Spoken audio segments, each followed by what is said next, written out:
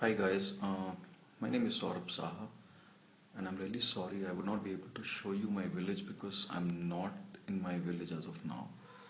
I live in a different city called Bangalore, which I'm sure you would have heard of. It's the IT capital of India, and it's where most of the software development is done in India. And I've been here for close to a decade now. But my hometown is a state in India which is called UP, which is apparently the largest state in India with the largest population. And I was born and brought up there. I got educated there, so I'm deeply familiar with the youth issues that I've seen all across my life out there. And a lot has to do with the fact that youth in those parts of the country aren't empowered or engaged in programs through which they could actually benefit immensely.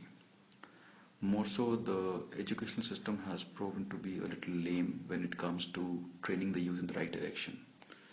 I'll give you a simple example. So a lot of guys in my hometown tend to go for uh, humanities, arts, but once they are done with their courses, there is no apparent career for them. In developed economies, people actually go down and become theologians, historians, and they actually become researchers who probably are placed with a university or a research think tank that could probably uh, make them indulge in research related to some historical artifact or something of that proportion. But out here in India, we don't have that system. So a lot of people who come from really underprivileged backgrounds and do not have the sufficient budget or the resources to do course as expensive as a medical course or an engineering course tend to get stuck at that level and end up either staying unemployed. A large majority of them are still unemployed, or trying their guts out in doing menial jobs and getting paid minimal wages. So basically the lifestyle does not improve if you talk with respect to an individual. Um, so I think likewise, what I basically see is that there is widespread ignorance when it comes to globalization, when it comes to different disciplines, that are actually nourishing across the globe, different careers that people are taking up. The fact that the world has reached level where it's it's possible to excel in any particular field that you want.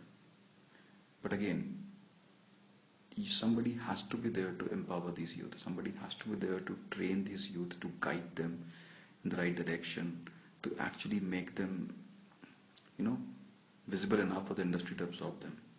So I feel through these boot camps that I've already mentioned in my answers, we could perhaps create an ecosystem where we could train people on different aspects of, different aspects of industrialization, different aspects of the economical facts, different aspects of geopolitical scenarios, different aspects of socio-economic conditions prevailing across across the globe, and those youth in turn, could probably volunteer and train other people. So the idea is the innovation part is the fact that these youth will perhaps they will not be charged anything.